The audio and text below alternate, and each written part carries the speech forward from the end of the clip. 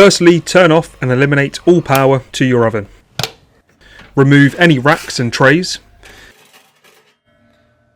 Now unscrew the glass cover and place it to one side.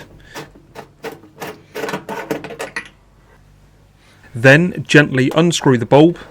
Be careful as the glass can be delicate. With your new E14 bulb, screw it in place by twisting clockwise, again being careful with the glass.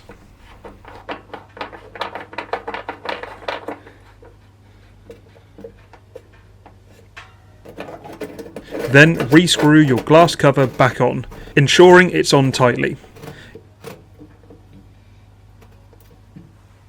Go ahead and replace any racks and trays removed earlier, and that's it, your new E14 lamp bulb is all set to go.